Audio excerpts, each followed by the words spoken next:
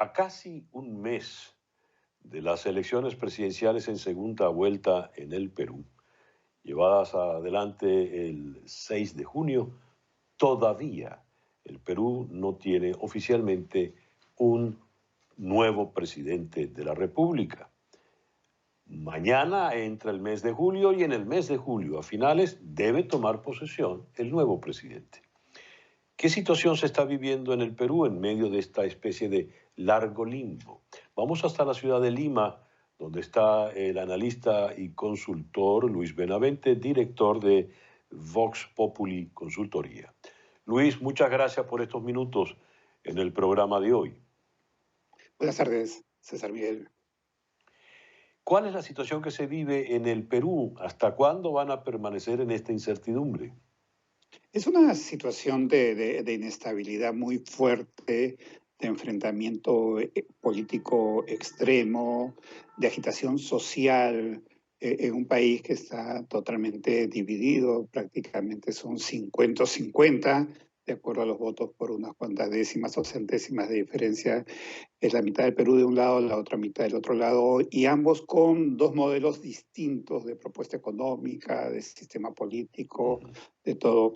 Y es un enfrentamiento en el cual pues todo se va alineando dentro de uno de los dos lados, ¿no? Por un lado, el gobierno ha dado ya bastantes simpatías hacia el candidato de izquierda, Pedro Castillo. Podría afirmar con toda seguridad que es candidato oficialista. Ya el presidente Sagasti da continuas muestras de simpatía, rompiendo lo que la ley ordena en términos de imparcialidad de parte de los funcionarios públicos en general, ¿no? Que deben mantenerse al margen ¿Podrías? de dar posiciones Sí. políticas. Luis, por favor, ¿podrías darnos algún ejemplo de esa simpatía de Sagasti hacia Castillo? Sí, por ejemplo, hace 2 semanas el presidente Sagasti llamó al presidente de la Comisión de Constitución del Congreso para presionarlo sobre temas de agenda parlamentaria, lo cual ya es una intromisión de poderes. Y uno de los puntos, el punto central, era aquel referido a la cuestión de confianza, que tiene algunas modalidades, y una de ellas puede llevar a que el presidente disuelva el Congreso, menos en el último año del ejercicio. El presidente Sagasti está desde noviembre, esa facultad nunca podría tenerla, ¿no? Porque el último año si hubiera vencido, si hubiera sido presidente hasta julio del año pasado. Pero sin embargo, es claro que por un lado, a inclinarse las cosas en favor de Castillo y pretender eso y presionar de una manera extrema, sin mayor pudor político al Congreso para esto, lo que quiere es dejarle a Castillo la posibilidad de que él pueda cerrar el Congreso, eso es bastante claro. Mm. Y eso ha hecho que el día de hoy en el Congreso del Perú se discuta en el Pleno una moción de censura contra la directiva del Congreso, contra la mesa directiva, por ser obsecuente a las presiones gubernamentales, precisamente.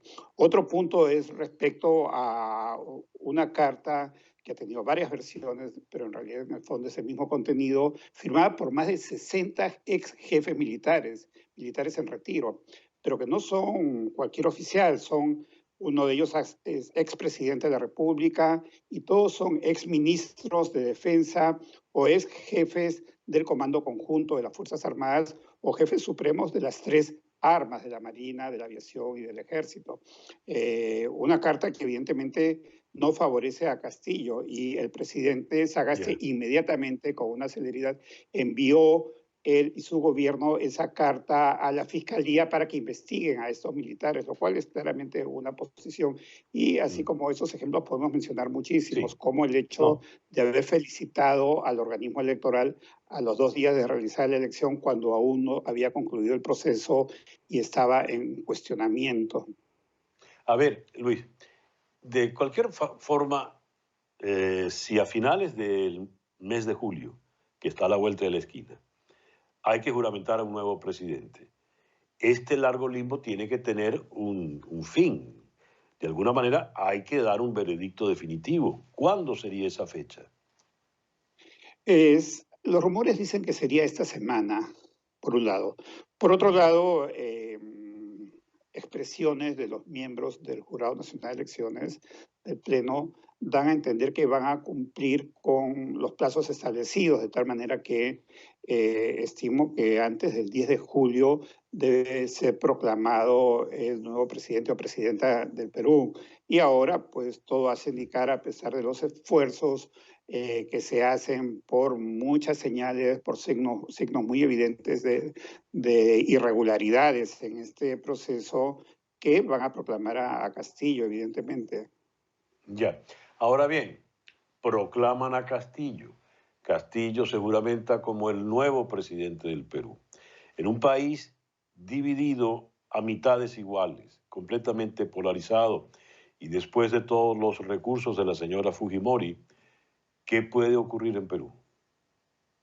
A ver, la reacción, digamos que quienes se oponen al proceso, quienes cuestionan la transparencia del proceso, no solo es Fuerza Popular. Fuerza Popular tuvo 13% del voto y en ese momento más de la mitad del Perú está cuestionando el proceso, según las encuestas, y participan en este cuestionamiento partidos políticos que no son Fuerza Popular, por un lado, y figuras, personalidades de la política que incluso han sido o tienen una tradición de ser anti-fujimoristas, ¿no? Es un movimiento político amplio en el país que tal vez no ha tenido una etiqueta de frente amplio o frases que se suelen usar en este Ya. caso, pero va a haber una reacción. En este momento un grupo de políticos se ha desplazado a Washington ante la OEA con un propósito publicitario, sin lugar a duda, porque la OEA congrega estados, de tal manera que personas individuales no pueden ser interlocutores de OEA, pero sí es una manera de llamar la atención sobre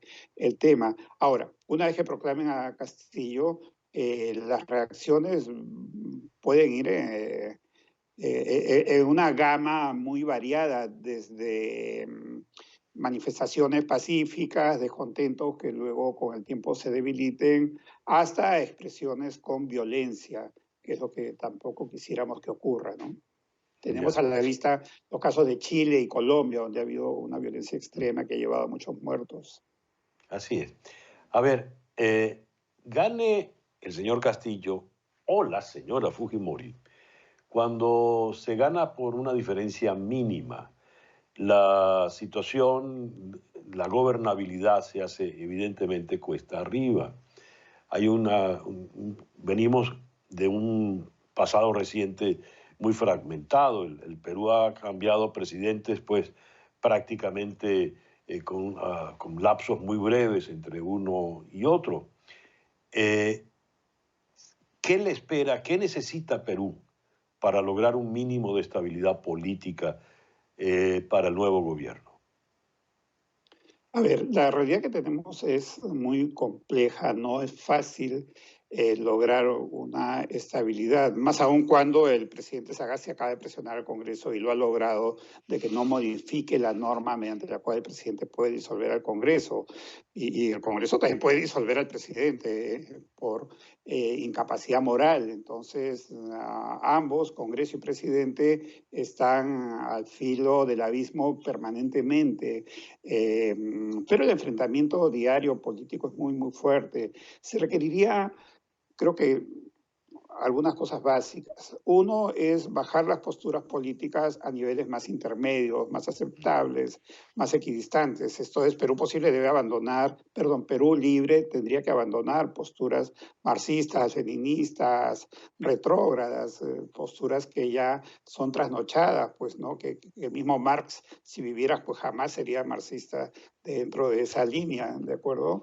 Si fuera el caso y si fuera Keiko, que la verdad es que ella no tiene muchas posibilidades de ser elegida finalmente, tendría que correrse un poco más al centro. Pero junto con eso tendría que haber una genuina, auténtica búsqueda de acuerdos políticos sobre la mesa, cosa que en el Perú es muy difícil. En el Perú los gobernantes se han acostumbrado a gobernar en minoría, de manera casi solitaria, con una Ya. pequeña cantidad de votos, con una minoría en el Congreso, y la palabra alianza, entendimiento, suena a mala palabra, suena a asociación ilícita, a repartijas, a cosas indebidas en política, ¿no? Porque Ya. no tenemos una cultura política y los peruanos en el fondo no somos demócratas tampoco.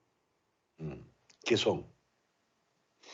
Los peruanos somos muy autoritarios, creo, ¿no? Disfrazados de demócratas muchas veces, ¿no? Porque hablamos de democracia, pero somos incapaces de sentarnos en una mesa a nivel político y hacer acuerdos claros sobre la mesa precisamente, ¿no? Y lo que queremos es imponer, como lo que acaba de hacer el presidente Sagasti, que con un rostro aparentemente amable, pues quiere manejar el Congreso a su manera y con señales de autoritarismo muy fuerte, ¿no? Y muchas veces los más autoritarios son los que más se disfrazan de pacíficos, de demócratas, lamentablemente. Ya. Luis, muchas gracias por estos minutos en el programa de hoy. Buenas tardes, César Miguel, un gusto saludarlo.